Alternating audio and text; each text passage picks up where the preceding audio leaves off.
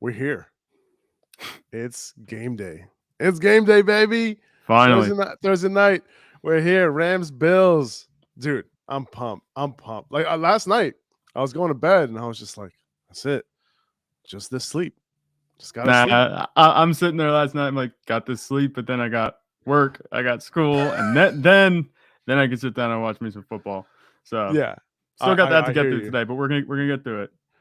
Zach, you can tell Zach's gonna have a long day. Zach, see this here. I just want to let you guys know, man. Like we put in work for these podcasts, man. We're up early.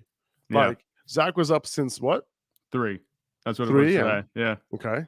Eastern time. I was up since I put my alarm on for 4:45, but I ended up getting out of bed at 6. That wasn't the plan, you know what I'm saying? But hey, it worked out. It's all right. We're here. We're gonna go over the rankings today, quarterback rankings, running back rankings. Tomorrow, we're gonna go over the wide receiver and tight end rankings, and we're gonna debate over whether these rankings make sense or not. So we're gonna go over all that today. We also want to do the Thursday night football preview as well, just to kind of get things kicked off for you. All right. But first, I do want to, there were a couple of pieces of news that I do want to kind of go over before, we get into things. Few things. Irv Smith, not on the injury report. Great sign. He is going to be like a borderline, I would say high end tight end too this week. And where I'll have Rondell Moore, also not on the injury report. Zach Ertz was listed as a limited participant in Wednesday's practice. Still a little bit iffy on him. There is a possibility that he plays. But the way that Cliff Kingsbury was talking about him, it seemed like he might be on a little bit of a snap count. He said they want to be smart with him and see what they get out of him on Sunday. That could be a little bit of gamesmanship. Who knows? But I'm hoping that he can get in at least one full practice on Friday. But we'll see how that goes. Just pay attention to that. He's back. He's practicing in full. Christian Watson is practicing in full as well. So he is going to play. We thought that there might be a possibility that he is not going to play. He is going to be in. So, if I had to choose between rostering him and Romeo Dubs, it's probably going to be Christian Watson. Okay, at this point. So that's kind of how I'm feeling about it. I think that's pretty much it. J.K. Dobbins is still a little iffy for this week. A lot of these iffy guys, if you're not sure, whether they're going to be in your lineup this week. If you have somebody to play on Thursday night, somebody who you might throw in your flex, like Isaiah McKenzie or someone like that, or you're not sure if your running back is available, but you have Cam Akers, but you're iffy on him. I'll probably just play the guy tonight. Again, not in your flex spot, in your main running back slot, in your main wide receiver spot, and move those studs down into your flex so you have some flexibility going into the weekend. All right. One more thing that I noticed. Yes. I don't know. This kind of popped up because then I have a couple shares of Chase Edmonds.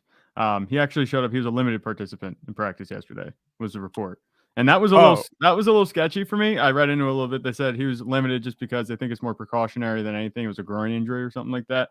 But just something to keep an eye on because, they have a bunch of running backs down there in Miami. Raheem Mostert might, be the beneficiary should Chase Edmonds be on any type of snap count. Okay, that's good to know. George Kittle, also another guy to keep an eye on. He didn't practice on Wednesday. He has a little bit of a groin issue, according to Kyle Shanahan. He's day-to-day. It's a possibility that he doesn't suit up. Okay, so you got to keep an eye on that one. Brandon Ayuk will be looking like an extremely good play. I mean, he's a good play regardless, but if Kittle isn't out there, we can see Ayuk see, a huge, huge target share. Chris Godwin, full participant in practice on Wednesday. Looks like he's going to play. Yeah, it's promising. It looks like he might play. Listen, according to what he was talking about earlier in the week, they might want to take it slow with him, even though he is able to practice, right? Like he wants to see what he can get out of that knee. So there's a possibility. And if he does play, if he's in the lineup, I'm probably going to have him in my lineup, maybe as a wide receiver 3. Right. Too much out of him, but I'm probably going to play him, especially if he's practicing on a Wednesday, and a full participant at that. Okay. It's funny. Lamar Jackson was talking about J.K. Dobbins yesterday. And right? He's like, yeah, go ahead. Yeah, go for it. Doesn't he say he hopes he's going to be back in a few weeks? Like that. That's that throws me off big time. It really and it's weird, man. It's weird because, other guys coming back off ACLs, haven't been having that kind of trouble. Like Michael Gallup's coming back I think relatively fast for an ACL injury, you know, and he Yeah, might be but back week 2. here's the thing with the J.K. Dobbins injury is a little bit different because he tore a bunch of shit. It wasn't just his ACL. There were a bunch of things in his knee that, it was a big injury, right? So it Right. wasn't just the ACL, it was the MCL. It was a whole bunch of other stuff that's in the knee that I have no idea about. But it was a more severe injury than just a normal ACL tear. It wasn't just a clean ACL. It was other stuff too. And that's part of the reason why I was hesitant on him this year as well. And I didn't expect him to come back week 1, and I still don't, but we'll see what happens. Obviously, it doesn't seem like things are trending that way either. So yeah, it doesn't. And we're going to talk about Mike Davis. Mike Davis is somebody that if J.K. Dobbins is out, he's like a borderline RB2 flex play this week. Deontay Johnson, someone else to keep an eye on. He wouldn't commit to playing this week either. He has a shoulder injury that you got to keep an eye on. If you're planning on having Deontay in your lineup, make sure that you have a backup just in case he can't go. Okay. Yeah. So Alan Lazard, he has that ankle injury. He didn't practice on Wednesday, but we'll see about that. Monitor the practice. When someone doesn't practice on Wednesday, it's not the end of the world. Just monitor their practice status on Thursday and Friday. That's a lot more important. Okay. Drake London, Arthur Smith, his head coach, said that they won't know if he'll be ready until the end of the week. So keep an eye on that one. Even if you get some limited practices in, I think he got a limited practice on Wednesday. So just monitor that as we go in. And I think that kind of wraps it up a little bit. It's amazing how much news there is between 24 hours. Yeah, not even. Well, listen, it's like these practice reports, coming in. You know what I'm saying? By the way, like Zach Wilson, we talked about Zach Wilson yesterday, and Joe Flacco starting in week 1 and potentially week 2 and week 3. Does this affect this offense at all? Like, to me, there really isn't much of an effect. Like, I'm not downgrading or upgrading anybody. Elijah Moore, we did see a great game from him from Joe Flacco last year, so that's right. good. Yeah. Right. That's a good thing. At least we know they can get it done together. Right. But other than that, I'm not really moving guys up or down because of it. The thing for me with the Jets, you don't want to like crap all over Zach Wilson and say he's the same as Joe Flacco, but at this point, he's still young. We haven't seen too much of him to know, so you can't really say that Joe Flacco isn't going to give you this the same chance of winning as Zach Wilson. Like, they're both going to be, I think, in that same area. It's not that Zach Wilson. It's not to say Zach Wilson can't get to a point where he's super dynamic, but right now, he's still young, and I think that there's really no difference in the way that they'll be allowing the offense to produce. The only thing that makes a slight difference with Zach Wilson is that he's mobile, where Joe Flacco is just going to take 3 steps back and chuck it. Yeah, that's true. That's true. Fiore, let's go. Week 1, baby. Let's go. Jake, appreciate you, man. If you listen to the podcast, you're like, who the hell am I talking to? It's the viewers in the YouTube. So we are doing this live. Now, it's funny because, like, for me, that might be a good thing for guys like Elijah Moore. Like, just throw the ball. Zach Wilson, last year, one issue that he had was holding the ball for a little bit longer than he should have, right? Yeah. So hopefully Joe Flacco can take that 3-step drop, that 5-step drop, and just sling it, to guys like Elijah Moore.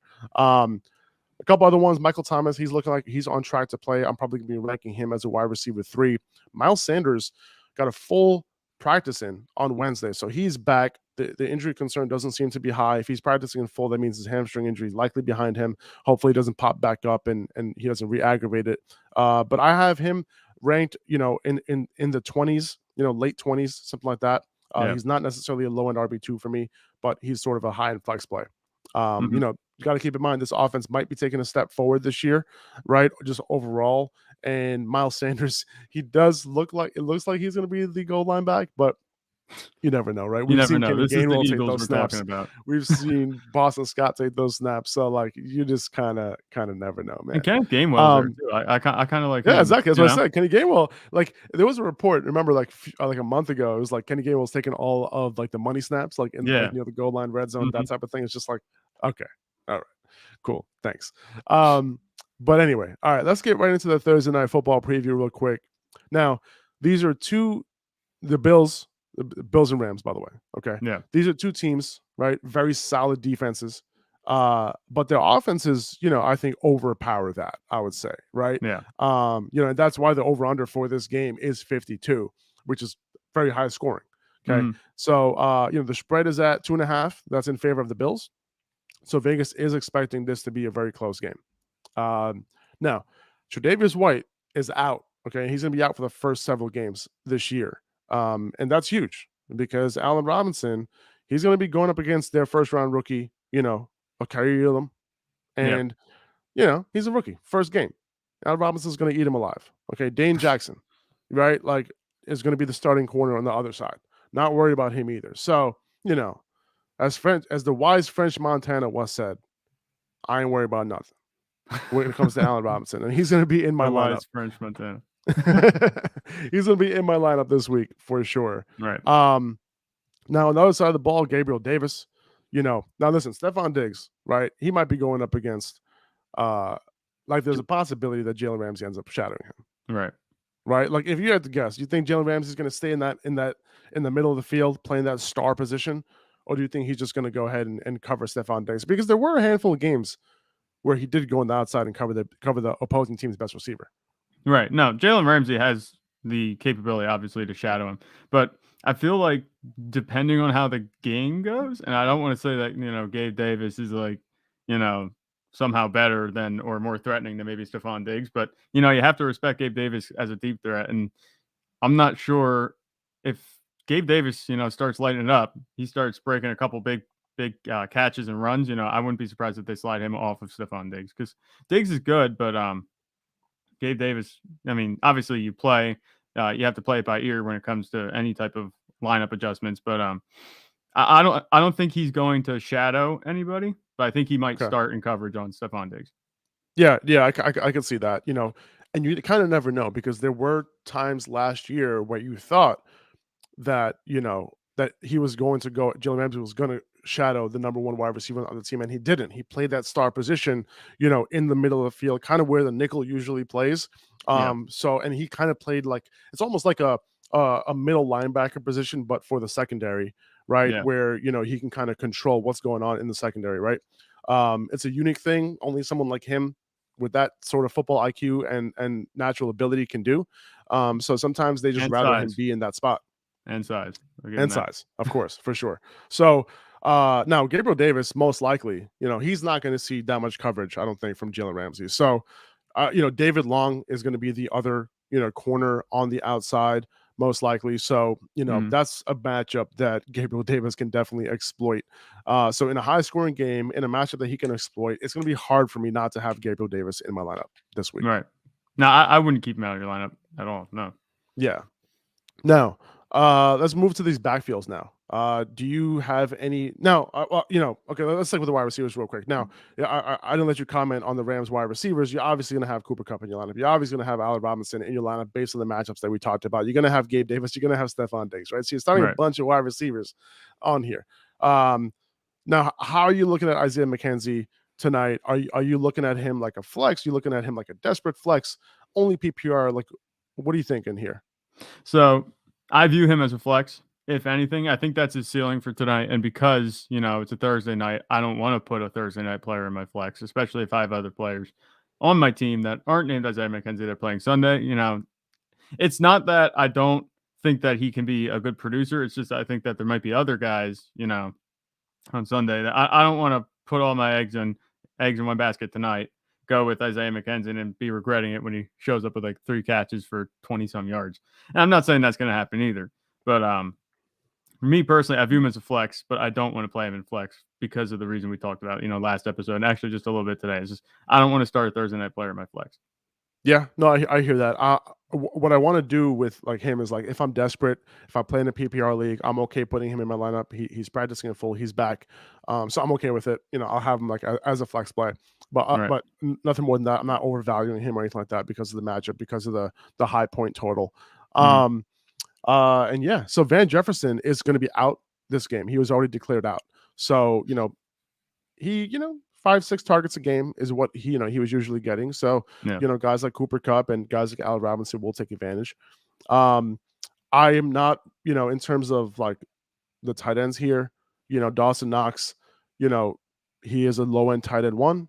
If you drafted him, he's probably going to be in your lineup. The fact that he got that big extension probably, kind of like cements that for you this week. And on the other side, who's their tight end? Tyler, what's his name? Tyler Higbee. Tyler Higbee. Tyler Higbee. He's a hit or miss. He's an uninspiring. I've owned a few shares of him the past few years. Used him as a streamer a couple of times. He's hit or miss. He's a very uninspiring play this week. Doesn't really catch the ball down the field a ton. He could catch 4 or 5 balls, but nothing inspiring about playing him this week. I have him as like a mid tight end too. Around that range. Now let's move on to the running backs. Cam Akers and Darrell Henderson, man. This is the big one, right? Mm-hmm. What are these guys going to be doing, right? Now, you saw my rankings, right? I have Cam Akers as a borderline RB2, like a low-end RB2 this week. And part of that is because he was coming off the injury. Sean McVay, we don't necessarily know what he's going to do in terms of this split between him and Darrell Henderson, right? Darrell Henderson's probably going to be involved. He is the slightly healthier of the two guys, even though Cam Akers has been practicing in full. Yeah. How are you looking at this? Because for me, I'm not going out of my way to have Cam Akers in my lineup, but if you drafted him, you might not have much of a choice. Right. For me, Cam Akers, if I have him, I'm starting him. That's just the way I view it. You probably drafted him decently high to the point where you don't want to not start him. And it's not that I have a problem with starting him. It's just, we've heard so much. We originally heard so much about how he's going to be a workhorse guy, and then they've kind of walked that back as training camp happened and preseason went on. And now we're here today where we're thinking Darrell Henderson might be challenging him for a pretty good amount of touches. I'm starting Cam Akers though. And Darrell Henderson, I'm starting Cam Akers if I have him. I'm not thinking about not starting him, but Darrell Henderson, I will start him if I need him to, with hopes that he takes more of the workload than Cam Akers owners would want him to. So yeah, if it ends up being 60-40 and you're in a pinch and you need a running back too, like an RB2, like someone to put in your RB2 slot, I'll start Darrell Henderson. He has the best chance, I think, of any of the handcuffs that you probably picked up in that range of actually producing this week. So yeah, they're both startable. Cam Akers for me is more startable than Darrell Henderson, but in a pinch, Darrell Henderson can be started. Yeah. I don't it would take a lot for me to put Darrell Henderson in my lineup today. Tonight, Yeah. like I would need to be in a pretty desperate situation for him to be in my flex, just because we don't know like what his role is going to be. We know that he's going to be the 1B or the number 2, right? It's still possible that Akers carries a full load here, right? Like that is in the range of possibilities. It's not in the range of possibilities that Darrell Henderson is carrying that full load. The best case scenario for Darrell Henderson is that he gets 50% of the work, right? So it would take a lot for me to put Darrell Henderson in my lineup, honestly. Like he'll be like a flex play, but quite desperate. I'm anticipating like 60-40 split, and it can only get better for Cam Akers that way. I kind of see. I mean, if it's a 60-40 split, to be honest with you, on this offense, I'll be happy with that with Cam Akers at this point. Right, I wouldn't have been happy a couple months ago because I was expecting more than that. But at this point, based on all the pessimism around Cam Akers, and what his workload is going to look like, 60-40, I'll take it. Yeah, because on this offense, that could give you like mid RB2 numbers with RB1 upside. Yeah, so I'm okay with it. And if I had to guess who's going to get the goal line carries here, it would be Cam Akers. The big question for me is who's going to be on the field during passing downs. I think Cam Akers is the better receiver. I think he's the better pass blocker. Right. But who knows? Like Darrell Henderson could potentially have that role. That's something that I'll be looking out for big time tonight. Yeah, I mean it's interesting to see. Like we'll have to see which running back they kind of want to keep clean from those goal line carries or whatever. I think that's going to come down to it too. They might not have Cam Akers just running into a pile of 8 defensive linemen. You know what I mean? They might not want him doing that just yet because of he was a little banged up during preseason and stuff. Goal line carries. There's so many different ways it can go, and it's really hard to analyze. But Cam Akers is a safer bet. Yeah, that's what's up. Danny, what's up, man? By the way, so Danny's just seeing how things are going here. Can't wait either for tonight's game, man. Fantasy Stock Exchange on YouTube. Go check them out. They have a great YouTube channel. If you think this video is good, you should go check out their channel. Their channel's awesome. They're also doing streams like every day. So you got to go check these guys out as well. Appreciate you checking in, Danny. So let's get right. I mean, so what else do we the quarterbacks, you're starting both of these guys, Stafford, I think people are a little bit low on Stafford this week. I was looking at the consensus rankings. I have him, in my like top 8, top 7 for this week, just because of that point total. I think he's going to be pretty good, and the Yeah. fact that Tre'Davious White is out. I also have him like on Underdog. You'll see later that we're going to be posting our higher lowers, right? Yes. And on Underdog, Higher we, lowers. we can't say over under anymore. Higher, we're doing higher lowers on Underdog, and you'll see that I kind of have the hires on Matt Stafford. It's so awkward to say hires. I'll have the hires on Matt Stafford for the most part, across the board. So anyway, I like him a lot. Right? Obviously, you're starting Josh Allen as your number 1 quarterback this week. Yeah. All right, dude. Let's get right into the. Let's go quarterback rankings first. Yeah. All right. Let's go with the quarterback rankings first. Let's go ahead and share that real quick. I want you guys to see the rankings, the beautiful rankings Zach, has made this morning. Appreciate you, Zach, man. I know you work hard, dude. You're a hard worker, man. All right. So so obviously, Josh Allen at number 1, against the Rams here. Lamar Jackson, that's self-explanatory. Lamar Jackson at the Jets. Now, Lamar Jackson's an interesting one because, obviously he doesn't have Marquise Brown anymore, right? He's going to be dependent on Mark Andrews, and he's going to depend on that Rashad Bateman breakout, right? Because if Rashad Bateman doesn't break out, who does he have, right? Devin Duvernay. I would argue that he's depending pretty hard on Rashad Bateman breakout for him to really do his thing this year. Obviously, he can easily be in line for 1,000 yards rushing this year, right? And that itself is going to, vault him to a top 5 fantasy quarterback. But I think, this week, Rashad Bateman, we know that he's a good wide receiver. It's just a matter of Lamar Jackson finding him and giving him that high-end target share that I think he'll get. 25% target share is definitely in line for Rashad Bateman on this offense. So, against the Jets, I think Lamar Jackson can do his thing. Jalen Hurts, I have him up here, because listen, like this offense, I'm expecting this offense, to do some big things, this year. I'm pretty high on them. I'm pretty high on their passing game.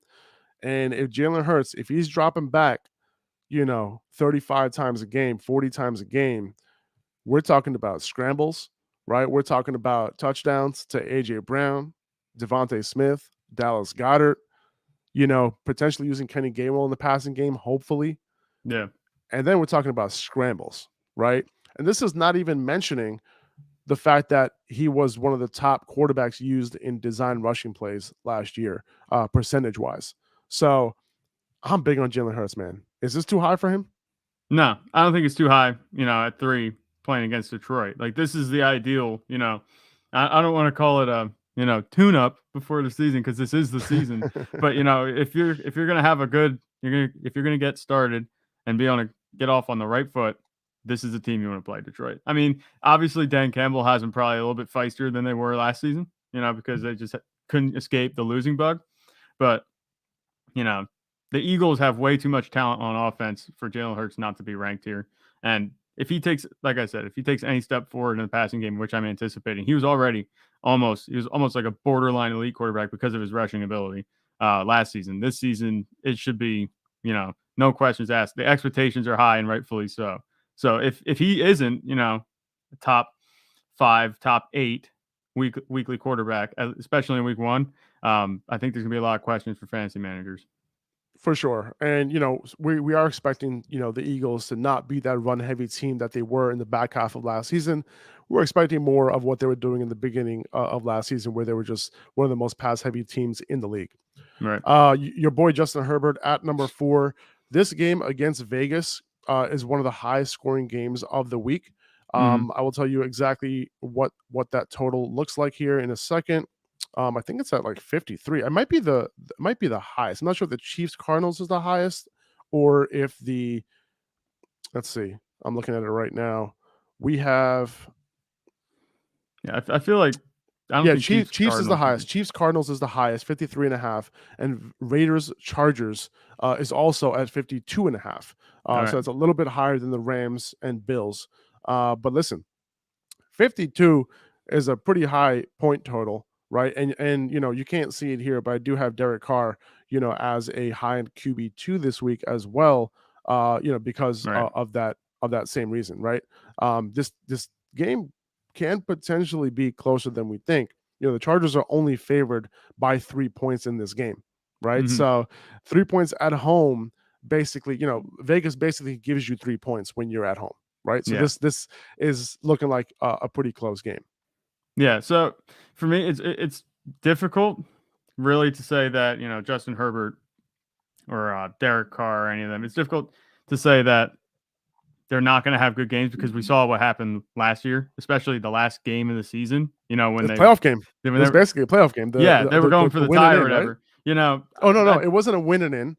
It was a tying in. Yeah, tying But in for both of them. But they just couldn't come to an agreement, and then the Raiders decided they were going to kick the Chargers. But oh my anyway, goodness, what a weird that game. was a debacle.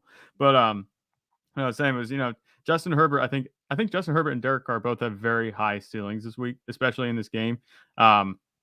It's like I said, we've seen this matchup historically, especially last season.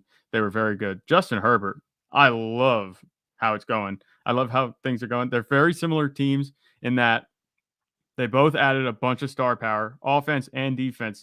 It's just such a marquee matchup. Like I'd be starting everybody in this matchup.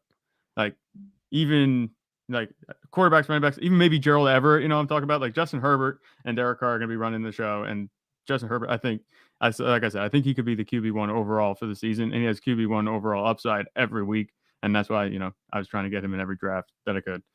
Yes, you were. Yes, you were. For sure. No, 100%, man.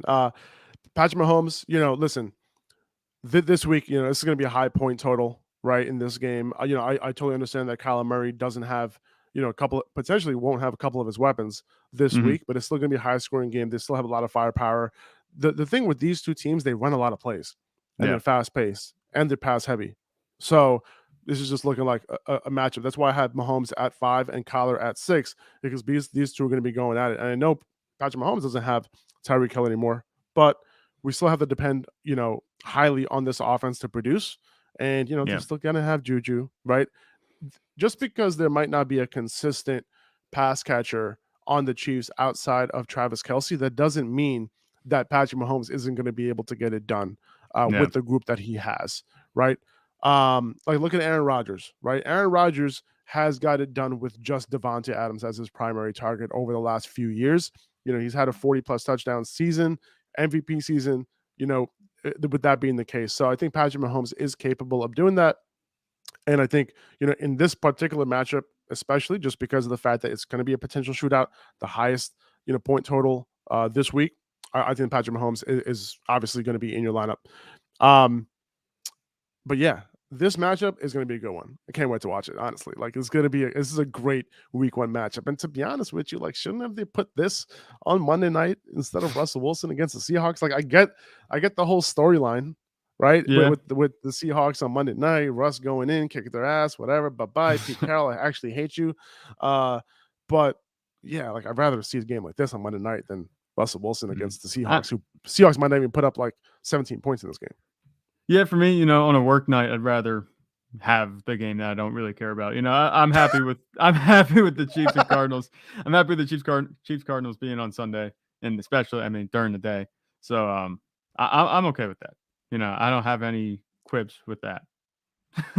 I hear you. I hear you. All right. So, we got Joe Burrow. Joe Burrow's going up against Pittsburgh this week. Now, I was kind of struggling with this one because Matthew Stafford, has a shootout, right? Yeah, Joe Burrow, he's going up against Pittsburgh, and I'm not sure Pittsburgh is going to be able to keep up with the Bengals potentially, right? So I'm kind of debating here with myself here, but like, do you think we should put Stafford over Burrow here? Because Stafford's going to be the guy in the shootout potentially. He has the weapons as well. Probably will be more on his shoulders because the Bengals could potentially be on a little bit of a more of a Joe Mixon game than a Joe Burrow yeah. game. I hear that. Matthew Stafford, Joe Burrow. I think that they are very similar the way they play. They don't run too much, but they can move. Joe Burrow's matchup, it's tough because you want to say that it's a division game. It has a chance to be close and that kind of thing. There's a lot of questions surrounding Steelers though, and if the Bengals get away from the Steelers quickly, we might not see Joe Burrow, play part of the game. And Matthew Stafford, I'm imagining, is going to be playing the entire game, definitely, because this is going to be a marquee matchup here where the Bengals, I personally think they're overmatched. The Steelers are overmatched by the Bengals, just the entire roster in general. So maybe shove Stafford up to 7. I think. Yeah, I think maybe that we might should be do that. fair. I'm thinking Stafford at 7, and then maybe you bring Burrow down a little bit. It's And no we fault of Joe Burrows. It's just the way things are going. yeah, it's just like the game Yeah, script can potentially favor Joe Mixon rather the than Joe other Burrow, Joe. just Yeah, because if the Bengals are controlling the game, they might not need Burrow to just sling the ball like 40 times, right, right? Um, so and by the way, Joe Burrow, he had the appendix procedure. He's all back to normal. He's 100% good to go. yeah, Um, so we talked about Matt Stafford, and we're rounding this out with Russell Wilson and Tom Brady. And Vidman in the comments is saying that Brady's that low. I don't know. Like he's thinking that that might be too low for Tom Brady. And what should we be expecting from this game? And I'm gonna look at this um the Cowboys and the Bucks. This is gonna be a close game too, according to Vegas, 2.5 point spread. right. Okay, which is that's indicating that it's going to be a close game. And the over under is 51. Hmm. So maybe we should be moving Tom Brady up. Maybe Vidman has a point here. Maybe moving him up and Matthew Stafford at 7, maybe Brady at 8, Right. followed by Burrow and Russell Wilson. I don't know. I mean, historically, Tom Brady has had success against the Cowboys. He hasn't lost. He has very good numbers against the Cowboys.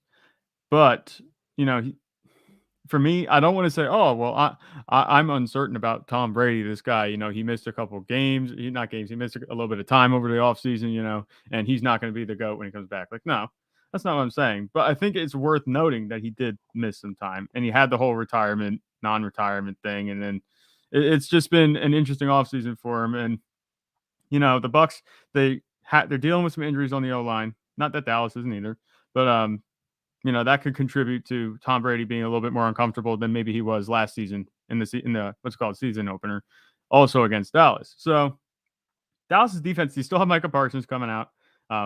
The Dallas defense takes the ball away. I'm not thinking Tom Brady's going to be the reason that the Buccaneers will be giving the ball away, but I think it could be a little bit less smoother sailing this season than last season. And I think 10's appropriate. That's just me because Chris Godwin is also he could be banged up.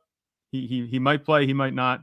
Mike Evans was dealing with that the annual hamstring injury, and we don't know how he's going to look with Julio Jones and Russell Gage, and he's missing Gronk.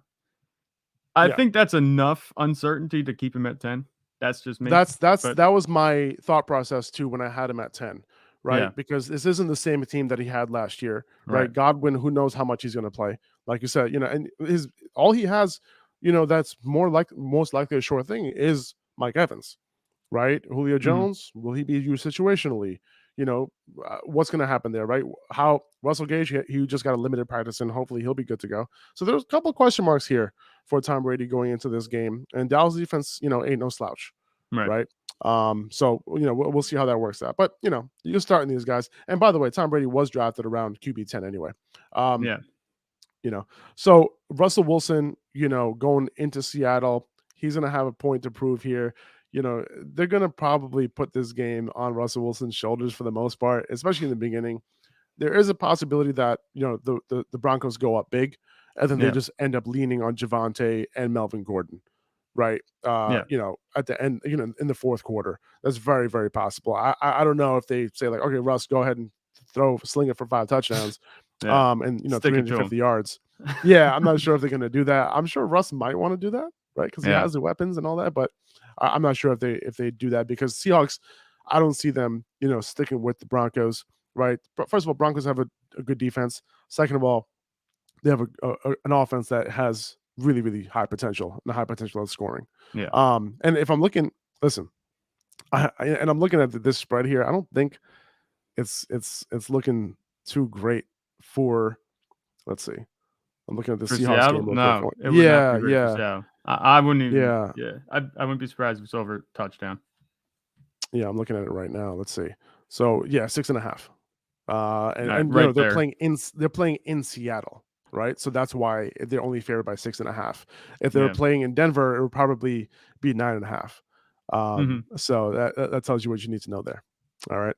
Let's move on to the next. Let's move on to 11 through 20 for quarterbacks real quick.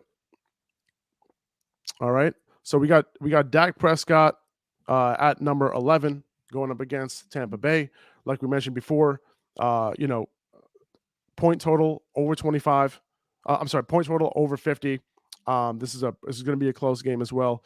A little bit of a change of scenery, right? He's not going to have Michael Gallup, right? He's not Right. going to have Amari Cooper, but He's he not still gonna has have CeeDee Tyron Lamb as Smith. his.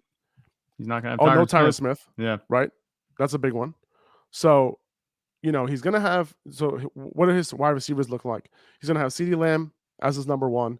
He's going to have Noah Brown as his number two on the outside, and then he's going to have Presumably the rookie Tolbert. Jalen Tolbert in the slot. That's what it's looking like right now. And then obviously he has his boy Dalton Schultz at tight end. And then he has Tony Pollard, right? Obviously he has Zeke out of the backfield as well. Yeah. So he has enough guys to kind of be able to do his thing.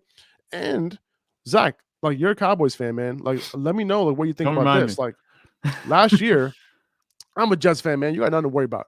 You got nothing to complain about. Stop it. All right.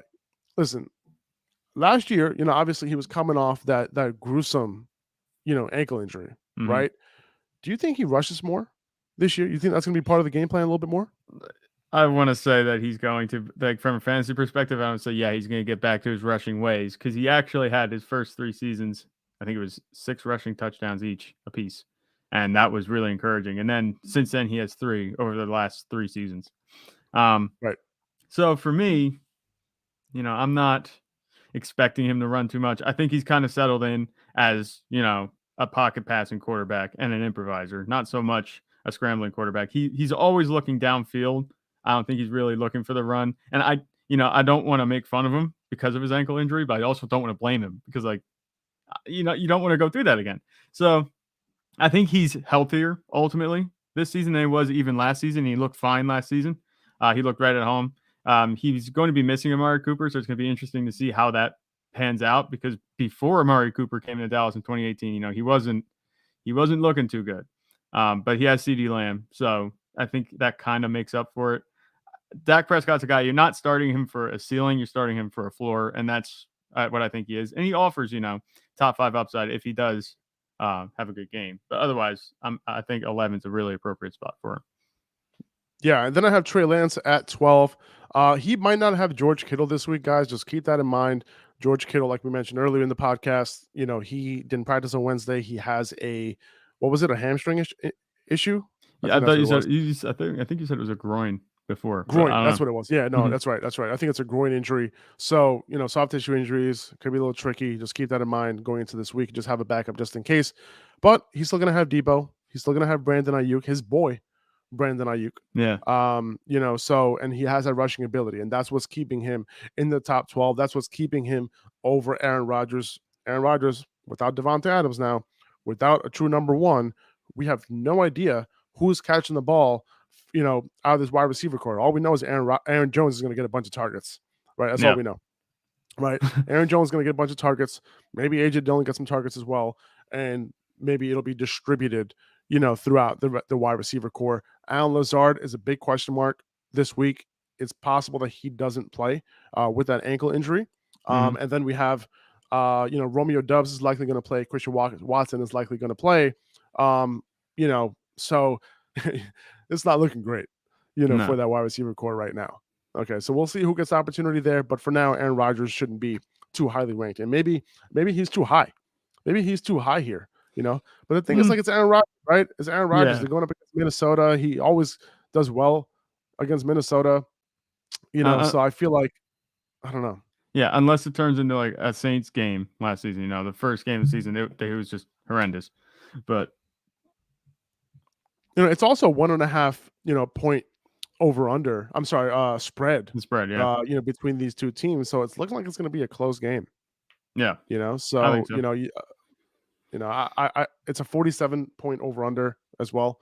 So, not extremely high scoring, but there's going to be some points scored in this one. Now Derek Carr, Kirk Cousins coming in at 14 and 15. Derek Carr, the reason why he's above Kirk Cousins for me in this game is because the Chargers and the Raiders have a huge point total. Vegas is expecting this to be a very high scoring game, a close game. And listen, that combined with the fact that he has all these weapons, like Darren Waller is expected to play. He has Devontae, right? Right. Hunter Renfrow. He has Hunter Renfrow. And these guys are going to do their thing. They have Amir Abdullah coming out the backfield. They have a few weapons, who Derek Carr has at his disposal this year on what Josh McDaniels led offense. So this could be, a year that Derek Carr kind of does his thing. He had a whole career to kind of do his thing and be a legit fantasy quarterback. It's hardly ever happened, but maybe that ends up happening this year, and he ends up surpassing a guy like Aaron Rodgers as a preferred fantasy start. Yeah, no, it's interesting. I do like the Raiders offense a lot more than I did last year. With Darren Waller out and Devontae Adams wasn't there, as Hunter Renfrow was a wide receiver 1. And it's not that I don't think that Hunter Renfrow is a good receiver, but for fantasy, especially as a quarterback, it was just not very conducive to anything, any playmaking really after the catch. It was all on Derek Carr's shoulders, but now you have talent. Darren Waller will be back. Devontae Adams is there, and we know he's just a monster. So Derek Carr, I think, could be set to really just shatter the expectations that people might have of him even now. They might be ranking him a little bit higher than they did last season, but, I wouldn't be surprised if he finished as a top 10 QB. Yeah, I wouldn't be surprised either, to be honest. Actually, I would because it's Derek Carr. Kirk Cousins, team got so much better around him. That's the only thing for me. It's so hard to ignore. You know what I mean? One thing that didn't get better was the offensive line. That's true. The offensive line is in shambles right now.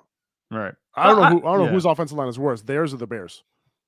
I'm not sure. That's close. I mean, Justin Fields running for his life. It's more obvious that the Bears might be bad because Justin Fields has wheels. Yes. And he's going to be running around and then he just escapes. Yeah. Derek Carr might lead the league in sacks this year, but Derek Carr is decent at getting rid of the ball. So, I don't know. We'll see. Kirk Cousins at 15. New offense here, right, in Minnesota.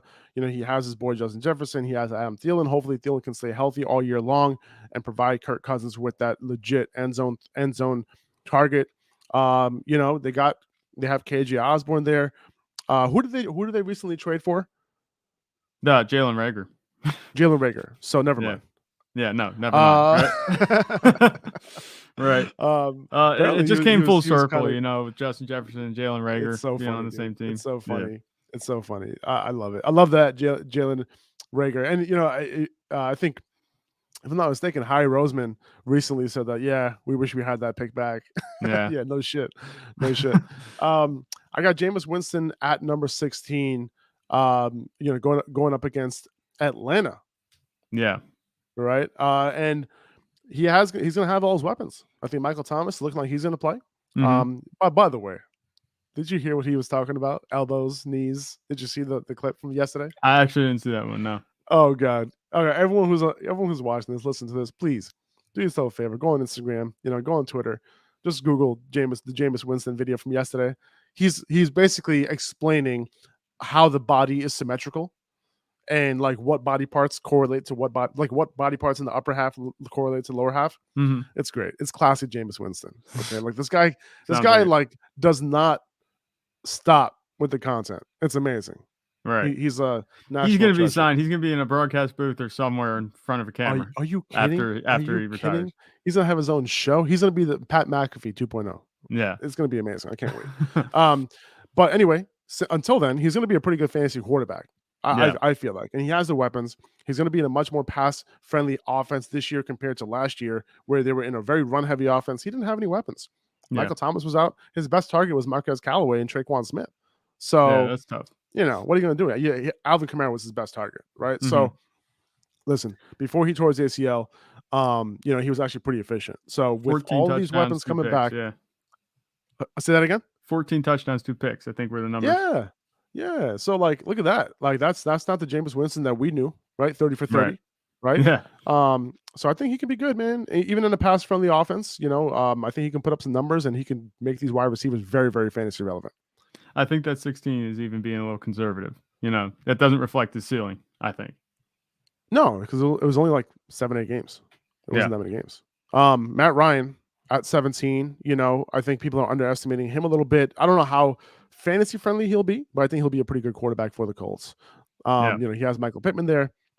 This offense will likely be based around Jonathan Taylor mostly. But he has. They drafted Alec Pierce, who's looking like he's going to be good. Let's see if Paris Campbell can stay healthy. Um, Listen, if those guys can stay like Paris Campbell can stay healthy, they have Alec Pierce. This could potentially be a pretty good passing offense as well. With Yeah. Naheem Hines coming out of the backfield too. Yeah. Ultimately, I think Matt Ryan is going to do more for the pass catchers in Indianapolis than the pass catchers will do for Matt Ryan from a fantasy perspective. You know what I mean? Yeah, for sure, for sure. So rounding out the top 20, we are going to get into the running backs, right away. But we got Justin Fields at 18 just because of the fact that he has that rushing ability. He averaged more than 50 yards rushing over the last like 7 or 8 games last year. So he has that ability, especially in Luke Getsy's offense.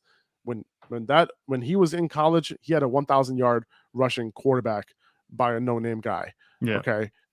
So Justin Fields can definitely do some similar things. And the fact that they have no weapons, I think they're going to end up leaning on Justin Fields and some design rushing attempts, a high percentage of design rushing attempts for Justin Fields. So I think that is going to, it's going to be hard for him not to finish as the top 15 quarterbacks a lot of weeks if this offense does depend on that.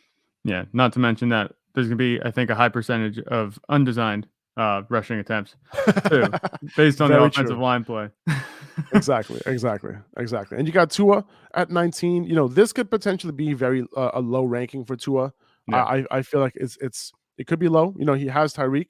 That 50-yard bomb. To start the preseason. I think it was week 3 of preseason to Tyreek. So they got it in them. Let's just hope that they can keep it going throughout the season. And he has Jalen Waddle, as well. So Chase Evans is going to be running a lot of routes out of the backfield as well. So Tua can potentially take a step forward this year, and it's looking like the reports are looking good for him so far. For me, with Tua and Justin Fields, they're like Mr. Upside and Mr. Upside. The two guys that I kind of targeted if I missed out on Trey Lance and I didn't want to take a veteran like Aaron Rodgers or Kirk Cousins. That's who I was shooting for, and I think that they have real upside. It just has to happen first. So maybe if you feel like betting, if you're feeling like you're in a gambling mood and you think that they're going to have a good season, maybe get them while they're cheap now. You know what I'm saying? Yeah, I hear that. That's not bad advice right there. And Trevor Lawrence is closing out our top 20. I think Trevor Lawrence can potentially. Obviously, he has a ton of upside, right? And with the fact that they had a terrible situation last year, right, with Urban Meyer. But he doesn't really have a true number one. But he does have a few weapons. I'm not overly optimistic in this passing offense this year, so that's why he's at 20. But the fact that he could take a step forward is why he's not lower than this. Yeah. But yeah. All right, let's move right into our. Oh, by the way, guys, if you want all the quarterback rankings, all the running back rankings, it's going to be out on the Patreon. The Patreon link is in the description here. If you follow me on Instagram, it's also the link is in the bio as well. But you can just go right down here to the description of the YouTube video. You can find the Patreon. You can find all my rankings there. It's going to be out later today on Thursday, obviously before the Thursday night game. But the rankings will be there, and by tomorrow we're going to have blurbs on every single fantasy relevant player going into the weekend. So that's all available on the Patreon. So go check that out. That link is in the description. All right. Let's go ahead and share the running back rankings real quick. Who do you think I have at number 1, man? Who do I think you have at number 1? I know. I put the graph. Oh yeah, you together. Already know. I know. All right, we got Christian McCaffrey at number 1. Ain't no surprise there. It doesn't matter what the matchup is for Christian McCaffrey. Even if he was going up against the Bucs, he would have been my number 1 running back this week. Going up against Cleveland, even if Cleveland goes up in this game, not a big deal because Christian McCaffrey is going to, probably tear them up. Let's hope he's healthy, man. Cross the fingers, crossing toes. Christian McCaffrey staying healthy this year. Let's all speak it into existence. Yeah, okay, Christian McCaffrey, stay healthy. Okay, listen, he doesn't have to give me a full 16 games. Okay, give me like 13. Don't miss the playoffs. Just the majority of the season. Yeah, just stay healthy. That's because when he's on the field, I'm rooting for him. Yeah, when he's on the field, he's just a cheat code. It's Chico. literally hilarious because he comes on and off the field, but every time he's on the field, he's just like doing ridiculous things, scoring ridiculous amounts of fantasy points, and then it just shuts off again when he's injured. He comes back and he puts up 30 points for quick 1 week, and then he's off the field again next week. It's just crazy. He's like the most sure thing, but the most unsure thing at the same time. It's just, it's infuriating. I hear that, man. I hear that, dude. Jonathan Taylor, he's in for a big game, against Houston. The Colts are favored by a ton in this game, and it's possible that Jonathan Taylor sees 27, 28 carries in this game, and he's going to do his thing, with that type of volume. Austin Eckler is coming at number 3. Like we said, this is going to be a very high scoring game between the Chargers and the Raiders. He's going to, potentially be a huge part of that game plan. And when there's a lot of points scored, that Austin Eckler is going to do his thing. I'm hoping that Eckler can maintain that goal line role, right? And I think he will, right? Yeah. Just because of the fact that the shuffle between the backup running backs, we thought that Isaiah Spiller was going to be the guy, right? But there, it could be Josh Kelly, right? It could be all these. Did they get rid of Josh Kelly? I don't even remember. But there's a bunch. They did, right? I don't know. They did sign Sony Michel. Yeah, they got Sony Michel on top of that, right? And so it seems to me like they don't have anybody clear-cut guy behind Austin Eckler. So it seems to me like Austin Eckler is just going to be that goal line guy once again going into last season. That's what it's looking like to me. We'd love to see that again. Oh yeah.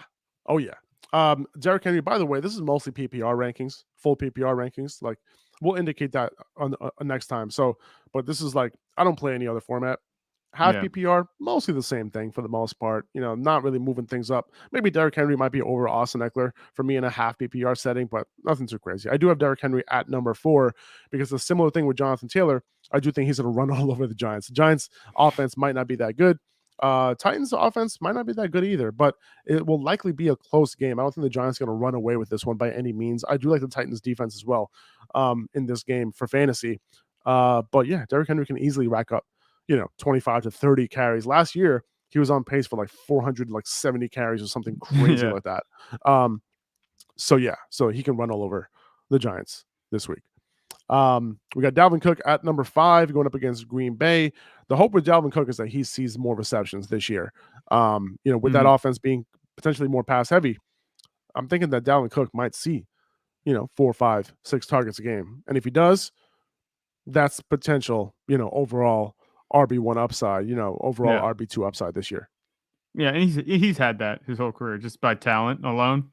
It's not that he wasn't getting, looks in the passing game, but they dial it up a notch this year. This is like you said, overall RB1 potential, definitely not even questionable. I know Dalvin Cook's your guy. I'm kind of surprised you have him lower than Derrick Henry, especially with Derrick Henry coming off, the injury and stuff. But I think they're interchangeable at 4 and 5. I think they're both very similar in terms of what they'll provide. Yeah, although Derrick Henry has a safer floor, Dalvin Cook has a higher upside.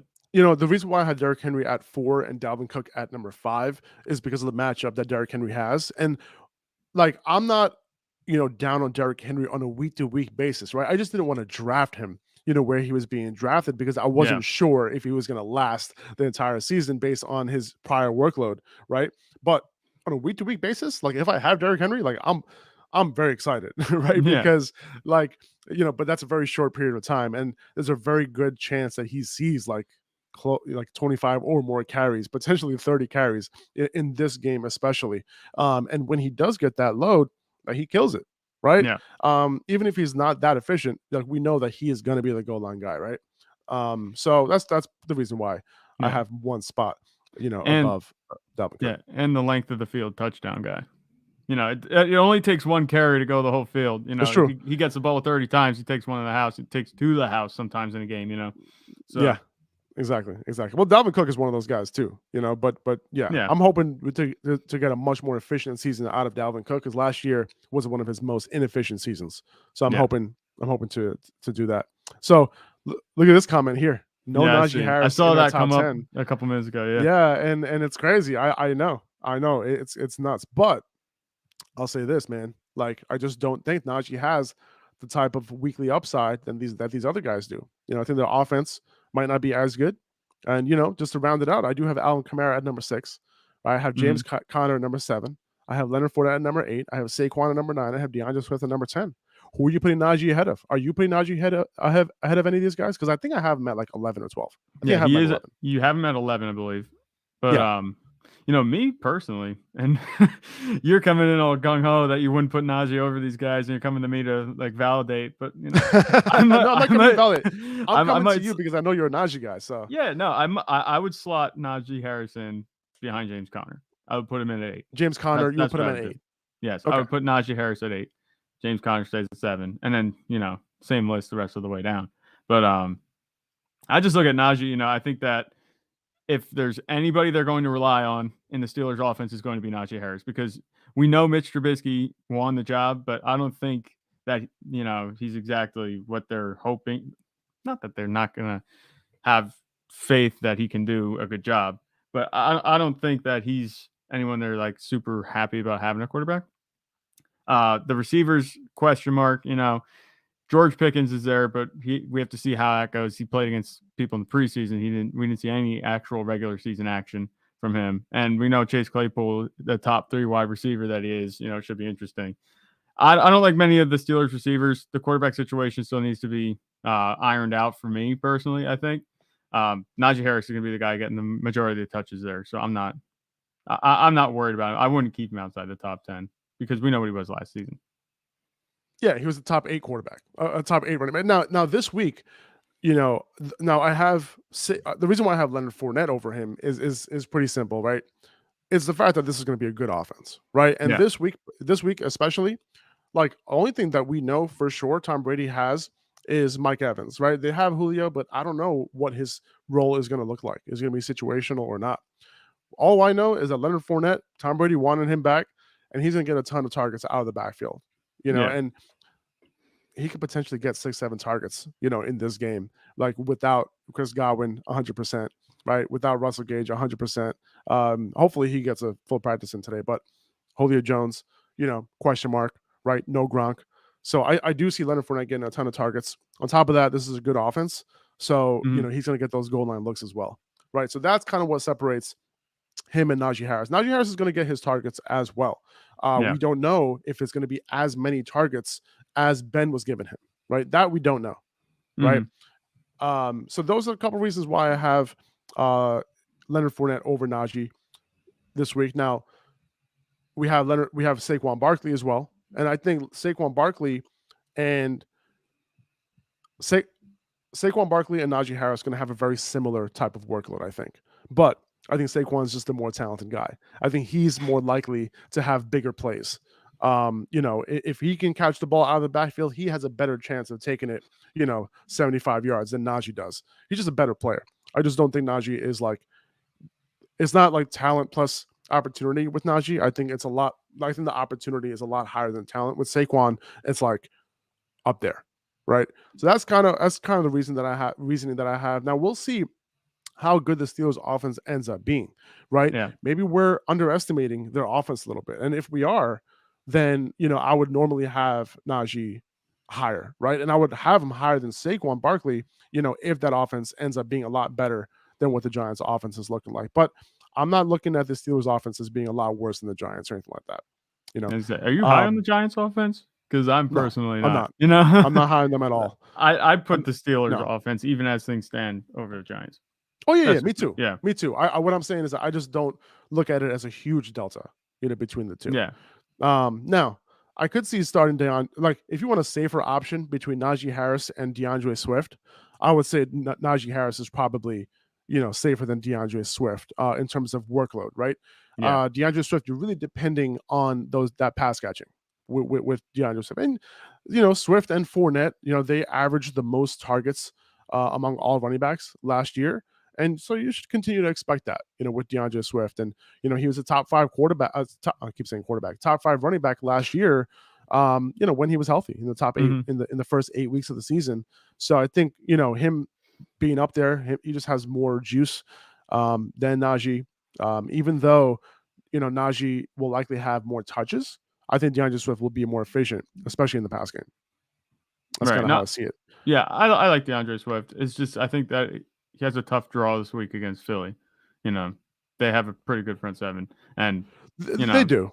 And I'm not so worried about worried about their front seven. When it Yeah. comes to guys like Swift, I'm not really playing him to be efficient on the Uh, ground, and we know yeah. it. And And honestly, I'm we not. know that. Yeah, I I'm was not gonna say that saying that I'm we starting know him. that. I'm sorry, Uh, Zach. I'll just say what I gotta say, and yeah. Go. Go. Go. you Go. can Go. just Go. Go. follow up. I mean, he was actually inefficient last year, DeAndre Swift, in the run game. Oh yeah. So that's not really where his points are going to be. Sorry, please. Case in point, you talk about his inefficiency. He had, I think it was like 33 or 34 carries against Pittsburgh. Now, granted, it was in the rain, but he had 34 carries or something like that against Pittsburgh. He had 100 yards. Like, that's Yeah, pretty abysmal. You know what I'm saying? At least from the yeah, rushing perspective. And 100%, man. that's when you start seeing Jamal Williams come in, and take a little bit of the rushing workload off, rip Right. off a 9-yard run here or there because he's fresh. But yeah, no, I think that Najee Harris, I said about this all offseason, Najee Harris, safe pick, not necessarily an upside guy. Yeah, I can totally see Najee, um, you know, getting a big workload in this game, and listen, I can see myself starting him over Swift, but you don't have to start him over Swift because you drafted both of these guys as being one of your top 12 running backs, right? As your anchor running Yeah. back. Got Joe Mixon at number 12, and the reason why Joe Mixon is a low end RB2 is because we don't know what his involvement is going to be like in the passing game. If it's anything like it was last year, it wasn't great, and we're going to have to depend on him, getting those touchdowns, right? Yeah. Now I'll say this could turn into a Joe Mixon game, like we were talking about earlier when we were mentioning Joe Burrow, where if the Bengals do get up in this game, we could potentially see a high volume game out of Joe Mixon this week. Yeah, no, I hear you. For me, I had Joe Mixon last season, and it was really hot and cold with the way he produced. It was either they were handing the ball to him a lot, or they just couldn't stop throwing it. The one drive I just remember specifically with Joe Mixon was there was 4 downs back to back at the goal line, and they didn't hand it to him once, but he was on the field all 4 downs. That was just Unbelievable. infuriating. So, and Unbelievable. you don't blame because this is a pass first offense. Joe Mixon's a very good running back, though. And that's what makes it so difficult to kind of project him as having, the weekly upside. I don't think he has the weekly upside I like. I think that he's like what we have him ranked as your RB12. I think that's where I envision him finishing most weeks, a low end RB1. And yeah, I think that's right. Yeah, no, I hear that, man, and he's gonna have his top 5 weeks for sure because Yeah. he's on a great offense. And he's gonna score a bunch of touchdowns, and he can easily have a 100-yard game and 2 touchdowns a bunch of weeks this season. It just might not be as consistent. Now, and this offense might go nuclear this year, so it might not matter. Joe Mixon might just kill it every single week. And obviously he's gonna be in your lineup. Now, I do have. Let's see, who do I have at number 13? I have Aaron Jones at number 13 here. Aaron Jones is most likely going to absolutely go nuclear this first week, right? Yeah. Because you have Alan Lazard banged up. He might not play, right? Christian Watson, he was hurt all offseason, and now he's coming back. He has a long way to go, right? Romeo Doubs, who knows how he's going to play against number 1 coverage, right? So who do they got? They got Aaron Jones. And he's probably going to get like 7-8 targets in this game. And when that happens, he absolutely goes nuclear. So Aaron Jones obviously is going to be in your lineup this week, but I'm expecting big things out of Aaron Jones against Minnesota in what should be a close game. Right. No, I hear you. I agree with everything you said. Aaron Jones, there's been a lot of talk about AJ Dillon, being 1A to Aaron Jones is 1A. But ultimately, I think Aaron Jones, is the guy in Green Bay. Even though Dillon can be good, I kind of view this as, an Ezekiel Elliott, Tony Pollard situation. They did pay Aaron Jones, so there's no reason to not have him play, especially if he's on the team right now. So Aaron Jones is the guy. I think historically, all signs point to him getting that receiving workload that we want him to when Devontae Adams isn't there. And it's only, made better by the fact that there's really no other receiving options. They're either banged up or just inexperienced. Yeah. And Sammy Watkins, listen, acoustic guitar govers, thanks for the comment. Sammy Watkins, can't forget about him. This is looking like a classic week 1 Sammy Watkins play. Yes. I'm not putting him in my lineup, but make a good point, man. Make a good point. But yeah, Sammy Watkins might get a few targets as well. But yeah, I'm expecting Aaron Rodgers to go completely apeshit this week. So we got Javonte Williams at number 14. This is around where he finished last year. right? Even with the 50-50 split with Melvin Gordon, Mhm. and the offense got a lot better, right? Remember, they had Teddy Bridgewater at quarterback last year. This is going to be a better offense. Courtland Sutton's going to be healthy. They're going to be able to move the ball. So even with the split with Melvin Gordon, we should expect Javonte Williams to still do his thing. And it will likely be more of a 60-40, 65-35 type of split in Javonte Williams' favor. That's my guess. Yeah. Beat reporters are talking about Melvin Gordon potentially being the goal line guy, potentially being the pass catching guy. However, I want to wait Highly and doubt see what that. happens there. I Yeah, but highly listen, doubt that. we have Benjamin Albright, who's beat reporter for the Broncos, pretty trustworthy guy. Seems like Mhm. that in camp, like that's the role that Gordon is taking. So I want to see it before I believe it. But that's something interesting. Regardless, I'm still playing Javonte Williams as a high-end RB2 this week. Travis Etienne, I have my number 15. This was a little tough one. It was between him and Nick Chubb at 15 Mhm. for me. I do like Nick Chubb, this week, against Carolina. I feel like he can rack up some volume. Obviously, you got Kareem Hunt there as well, so it might be a little bit capped, but Nick Chubb can easily do his thing and be efficient as he's always been. But ETN, with James Robinson coming back, I was a little bit worried at first, but I'm thinking like, listen, James Robinson's coming off Achilles injury. Yeah. I shouldn't be worried about that, right? Travis Etienne can potentially see, and I think he will see more than 20 touches in this game. A large portion of that coming in the passing game, and he could potentially be their goal line guy as well. Like, are we really going to see James Robinson coming back off of his Achilles first game and get a goal line carry? I don't think Yeah. so. I don't know about that. Travis Etienne, for me, you talk about making the decision between Nick Chubb and Travis Etienne. Travis Etienne has a much better shot at being on the field all 3 downs than Nick Chubb because we know they're going to be rotating Kareem Hunt in Cleveland. And, Travis Etienne has I'd say, better matchup against Washington. I think they're pretty even. I mean, Washington's obviously a little bit better than Jacksonville, unless Trevor Lawrence proves us all wrong. But I think Travis Etienne has a better shot at being on the field and catching meaningful passes where Nick Chubb, if the Browns go down, it's going to be the Kareem Hunt. It might not even be Nick Chubb. There might be no reason to run. I'm not saying Carolina's going to knock tires off, beat the brakes off of the Browns, but I could see things getting out of hand to the point where the running game isn't necessarily a priority anymore in that game, more so I, than with Jacksonville and Washington. I hear you there, man. We got Antonio Gibson at number 17. Listen, we were super low on Antonio Gibson, right? This entire offseason, but it was really because they drafted, what's his name? Brian I'm Robinson. forgetting. Brian Robinson. Sorry, Brian Robinson. I gotta get that checked out. Brian Robinson. In the third round, and he could have potentially been their goal line guy. And there was reports that he was potentially going to be starting over Antonio Gibson. However, obviously we all know the story. Hopefully he'll be able to recover pretty soon and come back pretty soon. But for now, Antonio Gibson is going to be the early down guy. They're going up against Jacksonville. So this is a potential game script where the game can either be a positive game script for the Commanders, or it could be a neutral game script for the Commanders. So I can see Antonio Gibson actually racking up some volume in this game if all goes well according to plan. Yeah. And normally I'd be inclined to say that having Antonio Gibson over Ezekiel Elliott is like a war crime. But I'm thinking about, do I really envision Ezekiel Elliott running all over the Buccaneers defense? No, I don't.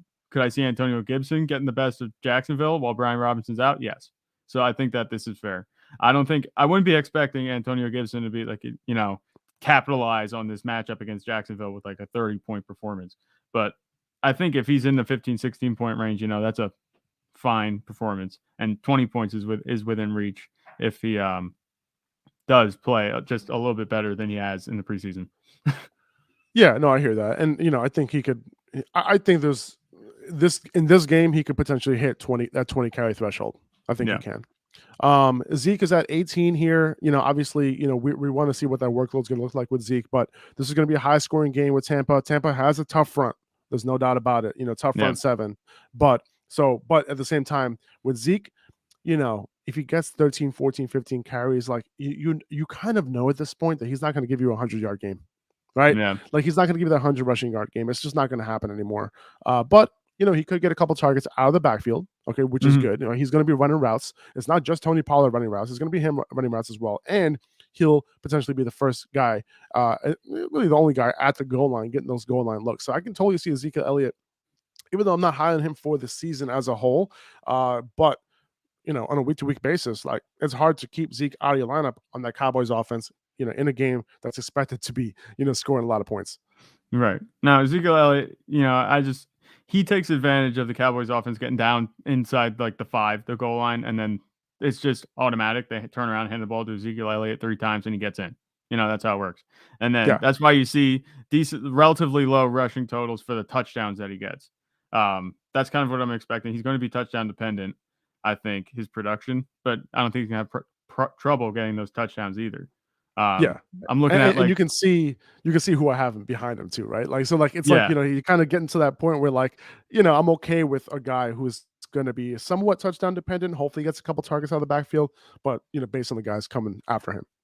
I think it's going to be very similar to last season, just maybe slightly lower on the rushing yardage total, but I still think 10, 12 touchdowns is what I see Ezekiel Elliott finishing with.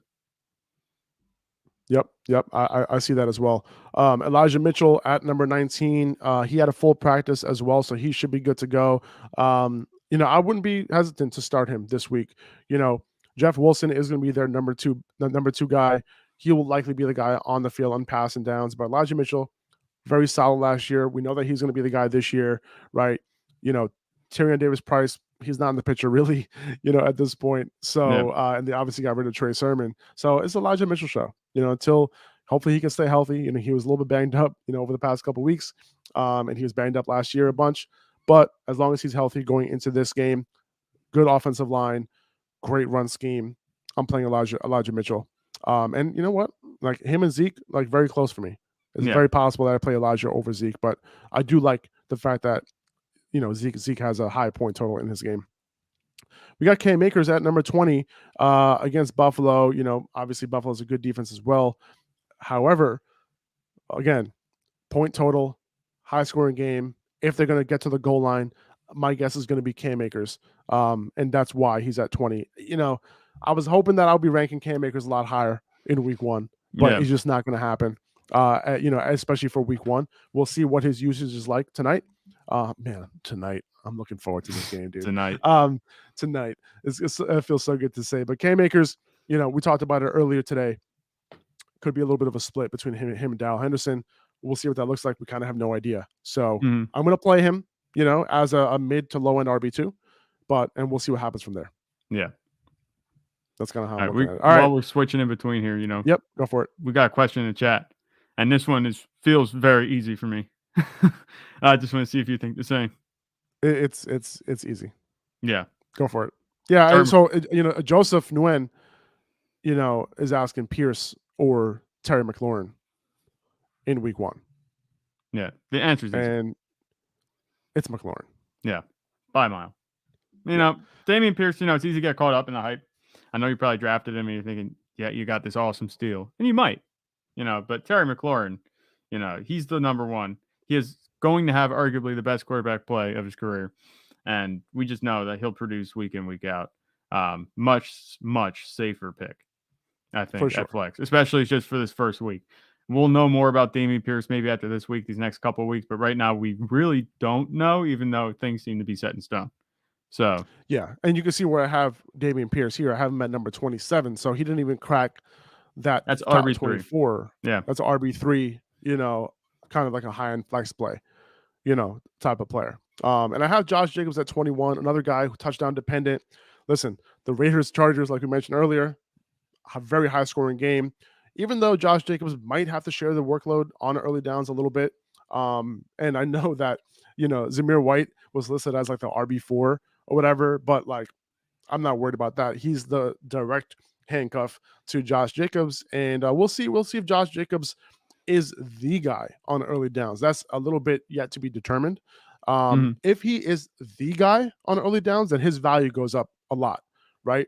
Yeah. And the hope is that this is not like a Patriots type of backfield where we have a Damian Harris, Sony Michel type of situation, or Damian Harris, Ramondre Stevenson type situation between Josh Jacobs and Zamir White. That's my hope for Josh Jacobs if I care about his fantasy value. But this week, going up against the Chargers, a lot of touchdown upside for Josh Jacobs. Chase Edmonds, I have him at 22, man. Exactly where I've always said he was going to be, a low-end RB2. Chase Edmonds, you obviously got him as a value in the draft, and I think pretty highly of him this week against New England. New England wasn't good against running backs last year. I think they gave up the most receptions to running backs the entire year last year. So Chase Edmonds is somebody that I'm looking at as potentially getting 15 to 18 touches in this game, even with Raheem Mostert, coming in and, I think spelling Chase Edmonds and, potentially getting 5 to 7 carries in this game. We'll see what that split looks like season long. I don't trust Raheem Mostert to stay healthy, but Chase Edmonds is somebody that I'm perfectly fine starting in week 1 as a low-end RB2. Yeah, and I agree. I like Chase Edmonds too. Just that, I used to be a non-Chase Edmonds guy, but then, things kind of shook out the way that they shook out Chase Edmonds' way. And it's looking like he's going to be the receiving guy in that backfield. And that's what I'm looking for, especially since I'm the 0 RB truther. So, yeah, listen, what if like they got rid of Sony Michel, right? So what if Chase Edmonds is their goal line guy too? Like, who is going to be their goal line guy at this point, right? Is that would be awesome. Mostert? Yeah, Raheem Mostert is also a small dude. Chase Edmonds, not a goal line guy. No, I don't think Raheem Mostert dare I say a goal line guy. Is Chase Edmonds going to play an Austin Eckler type of role? Is he going to be a 3-down back? Maybe 3-down back, goal line guy, catching a bunch of passes out of the backfield. It could happen. Just saying. Yeah, we'll see on Sunday. Yeah, we'll see. Like, this is going to be a terrible clip. I'm going to clip this up. It's going to be so bad. We're going to post this, and like people's like, you were wrong, brother. You were wrong. But we'll see how that works out. It's going to be a good heat check just to see where Chase Edmonds is at. Yeah, exactly. Now, I had Breece Hall at number 23. This might seem low for a lot of people, honestly. But the thing with Breece Hall right now is that, like, we just don't know what the split's going to look like between Breece Hall and Michael Carter. Like, for the season, I feel like Breece Hall is going to be great, especially towards the latter half of the year. We bring this up. We brought this up a couple times when Jonathan Taylor, when he was drafted, he wasn't out there for every play, right? He was sharing the load with guys like Jordan Wilkins, right? He was sharing the load with Naheem Hines, in terms of snap share. So, we could see something like that, with Breece Hall in the beginning where, he's sharing the load with Michael Carter a little bit. But as the season moves along, he starts taking over as a potential every down back. And that's kind of what I foresee. Michael Carter has a little bit more experience than him in the NFL. He's a very solid running back, undersized, but could be very involved in the pass game. So Breece Hall, I want to treat it as a wait and see. You kind of drafted him, in the 4th round, so you kind of want to play him. I get it. So I'm okay putting him in my lineup. Obviously, I have him as a low-end RB2. And that's kind of where you drafted him anyway. So I'm not dying to put him in my lineup, but I'm okay putting him in there because he's a big play waiting to happen. Outside zone run scheme. The Jets' offensive line is actually a lot better than you think. So I'm okay playing him as a low-end RB2. Right. I'm in agreement. Good. I'm glad you're in agreement. So we got Rashad Penny number 24. Low-end RB2 here. This one was a little tough for me because it's going to be game script dependent. The Seahawks are not, but going to be up in this game against the Broncos on Monday night. Travis Homer is going to be on the field a lot, but Rashad Penny without, listen, like the rookie's not going to play in this game, so for me, Rashad Penny, it's hard to bench him based on what he did last year. He's very explosive, and he's more explosive than David Montgomery, who I had at number 25, who's a little bit risky as well. We're profiling him as an every down back, but we don't really know what's going to happen this year. And that offensive line is terrible. The offense itself might not be as good. So it's a little bit tough for me, to say like, okay, David Montgomery should be played over Rashad Penny, unless you're going for safety. For safety-wise, David Montgomery is probably the play.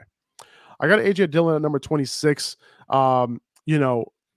It's possible that he ends up being an RB2 all year long for you. We'll see if he's the primary goal line guy, right? If he's like the goal line guy, then we're going to have to move him up.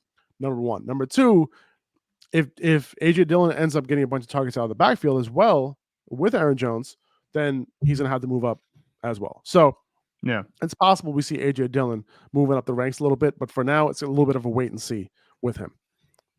yep. You know, I've always been more of an Aaron Jones guy myself, but just recently with the reports that have come out, and I keep referencing the 1A comments by Matt LaFleur, but AJ Dillon, they obviously like him in Green Bay, so there's no reason to expect him to not be on the field at least, I think, 35% of snaps. So right, if he gets anything more than that, I could see 50-50, but it depends what the touch split looks like too. Yeah. You know what I mean? Yeah. And Aaron Jones, like I said, he's very good himself. And, sometimes they might want to cycle him in, rotate him in, and they might just be trying to move the ball downfield real quick. I don't know. So many different ways. It's a workload thing. I think AJ Dillon has the upside, and that's kind of what has him ranked at 26. Exactly. Dameon Pierce at number 27. Just keep in mind that this could be a game where Indianapolis goes up big and Dameon Pierce is taking off the field. He has a 3-down upside, but it's a little bit of a wait and see for now, assuming that he's an early down back. Miles Sanders at 28. He practiced in full. So he's in play on a potentially good offense. Hopefully he's the goal line guy. He still has a big playability in him as well. Mr. I got Clyde Edwards-Helaire. Yeah, Mr. Don't draft me. Mr. Don't draft me. Mr. Don't draft me. Yeah, exactly. Yeah. And I'm speeding this up on purpose, right? By the way, guys, we're already at an hour and 20 minutes, so appreciate you guys sticking with us for this long. Clyde Edwards-Helaire at 29. He's still the starter in Kansas City. A little iffy to me. Maybe I'd rather start Tony Pollard over him. I have him at number 30. We'll see I'm very curious to see what Tony Pollard's workload looks like, how they use him. Do they play him in the slot? How much of a split does he have between him and Zeke? Very curious to see how that turns out. So these are our top 30 guys. Again, like I said, full rankings will be up later today on the Patreon page. Go check that out. The link is in the description here for full rankings, and we have a bunch of other perks if you sign up to be a Patreon on Patreon to support Upper Hand Fantasy. We appreciate you guys. We're going to wrap it up here. Football tonight, baby. I'm super excited. We'll be back tomorrow, noon Eastern time, to talk about wide receivers and tight end rankings. Appreciate you guys. Enjoy football tonight.